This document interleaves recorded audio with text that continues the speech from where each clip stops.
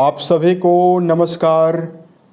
दोस्तों, कुंभ राशि वाले जातकों का इस चैनल पे स्वागत है। इस वीडियो में हम आपको बताने वाले हैं कुंभ राशि वाले जातकों के लिए साल 2026 में 13 से लेकर 20 तारीख तक का समय किस प्रकार जाने वाला है। जनवरी माह के इस समयावधि में आपकी राशि के ऊपर बनी हुई ग्रही अवस्था आपको क्या परिणाम देने वाली है। किन मामलों में कुंभ राशि वाले जातकों को कम प्रयासों में बड़ी सफलता, बड़ी खुशखबरी मिलने वाली है। वहीं कहां पर संभल कर कुंभ राशि वाले जातकों को चलने की आवश्यकता जीवन में रहने वाली है। तो ये राशिफल कुंभ राशि वाले जातकों के लिए ही बनाया गया है और आपकी चंद्र राशि के ऊपर प्रभावी है, तो आप इसे इसी आधार पर देखें। इस राशिफल के माध्यम से कुंभ राशि वाले जातकों के जीवन से जुड़े हुए सभी पहलुओं के बारे में आपको जानकारी भी देने वाले हैं, जैसे आपका करियर और व्यापारिक जीवन, आर्थिक जीवन, पारिवारिक जीवन, प्रेम संबंध, स्वास्थ्य, एजुकेशन लाइफ और अंत में हम आपको धार्मिक उपायों के बारे में भी जानकारी देने वाले हैं। तो देखिए, सबसे पहले बात करते हैं 13 से लेकर 20 तारीख के बीच में ग्रही बदलाव क्या होने वाले हैं और आपकी राशि के ऊपर ग्रही अवस्था कैसी रहने वाली है। तो देखिए, कुंभ राशि वाले जातकों के पंचम भाव में बृहस्पति वक्री अवस्था में यहां पर गोचर करने वाले हैं। संतान भाव में राहु देव का गोचर राशि के ऊपर हो रहा है। केतु का गोचर आपके वैवाहिक भाव में हो रहा है। वहीं आपके 11th हाउस में सूर्य देव, मंगल, शुक्र और बुध की मौजूदगी चतुर्ग्रही युति रहने वाली है, जिसमें 13 तारीख को शुक्र देव का परिवर्तन होने वाला है। तो शुक्र आपके व्यय भाव में जाने वाले हैं। 14 तारीख को सूर्य का परिवर्तन होगा, तो सूर्य भी मकर राशि और आपके व्यय भाव में जाने वाले हैं। 16 तारीख को मंगल का परिवर्तन होने वाला है, तो मंगल देव भी आपके व्यय भाव में अपनी उच्च राशि में जाने वाले हैं। यहां पर कई राजयोग भी बनने वाले हैं। सूर्य मंगल से पराक्रम योग बनने वाला है। अब देखिए, वर्तमान में शनिदेव आपके राशि के अधिपति होकर द्वितीय भाव में 29 मार्च से प्रभावी हैं। अतः 7.5 का अंतिम चरण भी आपके ऊपर चल रहा है। 7.5 के बारे में आपको ज़्यादा डिटेल जानकारी नहीं देंगे, लेकिन आपको ये बता देना चाहते हैं कि 7.5 वर्षों की 7.5 होती है, जिसमें अंतिम चरण की जो प्रभाव है 2.5 वर्ष आपके ऊपर चल रहा है। 29 मार्च 2025 से ही आपके ऊपर अंतिम चरण प्रभावी है। 7.5 का प्रभाव होने की वजह से 2020 से ही कई प्रकार की निराशा और परेशानी बहुत सारे जातकों के जीवन में बनी रही। अभी वर्तमान में भी बहुत सारे कुंभ राशि वाले जातकों को धन को लेकर समस्या बनी हुई है, क्योंकि शनिदेव आपके धन भाव में ही मौजूद हैं। परिवार को लेकर समस्या बनी हुई है। तीसरी दृष्टि चौथे भाव पे डाल रहे हैं। 7वीं दृष्टि शनि अष्टम भाव पे, वहीं जो 10वीं दृष्टि है आपके लाभ भाव पे डाल रहे हैं। अतः करियर को लेकर भी कई जातकों के जीवन में समस्या बनी हुई है। कार्य व्यवसाय में आपको मनोवांछित परिणाम मेहनत करने के बावजूद भी नहीं मिल पा रहा है। तो इस प्रकार की अवस्था जातकों के जीवन में बनी हुई है। इसके लिए वीडियो के अंत में हम आपको कुछ विशेष धार्मिक उपायों के बारे में भी जानकारी देने वाले हैं। अब देखिए, बात करते हैं सबसे पहले यहां पर आपके लिए जो ग्रही अवस्था है उसके आधार पर आपको पॉजिटिव रूप से क्या प्रभाव हर मामलों में मिलेगा। सबसे पहले बात करते हैं करियर और व्यापारिक जीवन के मामले में समय कैसा रहने वाला है। दोस्तों, कर्म भाव के स्वामी 16 तारीख को मंगल देव माने जाते हैं, जो कि 16 को अपनी उच्च राशि में जाने वाले हैं। अतः 13 से लेकर 20 के बीच में कुंभ राशि वाले जातकों के जीवन में कर्म क्षेत्र के मामले में स्थान परिवर्तन होने की संभावना प्रबल रूप से बनने वाली है। आपकी राशि के लिए सपोर्टिव प्लैनेट जो शुक्र देव हैं, इनकी अवस्था भी व्यय भाव में प्रभावी होगी। अतः व्यापार के सिलसिले में यात्राओं से लाभ की संभावना इस समयावधि में कुंभ राशि वाले जातकों के जीवन में प्रबल रूप से रहने वाली है। उसके अलावा मंगल की अनुकूलता होने से कुंभ राशि वाले जातकों का जो ऊर्जा शक्ति है, आपका आत्मबल है, बढ़ा हुआ रहेगा। यानी एक्टिव होकर, उत्साहित होकर करियर के मामले में आप काम करने में सक्षम रहने वाले हैं।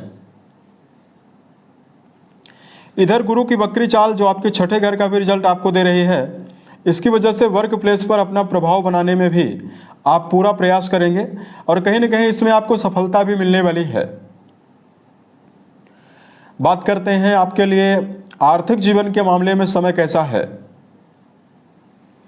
दोस्तों, धन भाव और लाभ भाव दोनों भावों के स्वामी बृहस्पति बनते हैं, जो कि पंचम भाव में वक्री अवस्था में गोचर कर रहे हैं, जिनकी 7वीं दृष्टि आपके लाभ भाव पर जाने वाली है। इसका पॉजिटिव प्रभाव यह होने वाला है कि कुंभ राशि वाले जातक नवीन आमदनी के मार्ग ढूंढने में कामयाब रहने वाले हैं। और वर्तमान में यदि आपके जीवन में आर्थिक संकट लगातार बना हुआ है, तो आर्थिक संकटों से निकलने में आप कामयाब रहेंगे। शुक्र देव का व्यय भाव में जाना आपके जीवन में मटेरियलिस्टिक सुविधाओं को भी बढ़ाने वाला है। यानी सुविधाओं से जुड़ी हुई वस्तुओं को लेने में भी आप सक्षम रहने वाले हैं। यहां पर अगर पारिवारिक जीवन में धन को लेकर कोई समस्या बनी हुई है, तो समाप्त होने की संभावना रहने वाली है। उसके अलावा देखिए, बात करते हैं पारिवारिक जीवन के लिए समय कैसा रहेगा। चौथे भाव के स्वामी व्यय भाव में रहेंगे, वहीं द्वितीय भाव के स्वामी त्रिकोण में रहने वाले हैं। अतः पारिवारिक स्तर पर आपको मिला जुला परिणाम मिलने वाला है। अपने वाणी के द्वारा आपको कटु शब्दों का प्रयोग परिवार में करने से बचना चाहिए। अगर आप पारिवारिक जिम्मेदारियों को बखूबी निर्वहन करने का प्रयास करते हैं, तो यह समय आपके लिए ज्यादा बेहतर रहेगा। यहां पर हम आपको बताना चाहते हैं, मान सम्मान सामाजिक स्तर पर आपको जरूर मिलने वाला है। उसके अलावा देखिए, बात करते हैं विद्यार्थी जीवन में जुड़े हुए जातकों के लिए, तो 13 से लेकर 20 तारीख तक बुध देव लगातार 11th हाउस में विराजित होकर 7वीं दृष्टि से आपके शिक्षा भाव को देखने वाले हैं और बुध ही आपके शिक्षा भाव के स्वामी हैं। यहां पर गुरु का भी होना एजुकेशन फील्ड के मामले में आपको मनोवांछित परिणाम जीवन में देने वाला है। शिक्षा में प्रबल एकाग्रता आपको मिलने वाली है। विद्यार्थी जीवन में परेशान जातकों के लिए यह समय बहुत ही अच्छा रहेगा, आपको शुभता मिलने वाली है। वही प्रेम और वैवाहिक जीवन के लिए जानकारी दिया जाए, प्रेम जीवन में जुड़े हुए जातकों के लिए तो समय बहुत ही अच्छा रहेगा। यदि आप किसी भी नज़दीकी संबंधों में जुड़ाव रखते हैं, तो यहाँ पर रिश्तों में आपको प्रबल उत्साह है मिलने वाला है।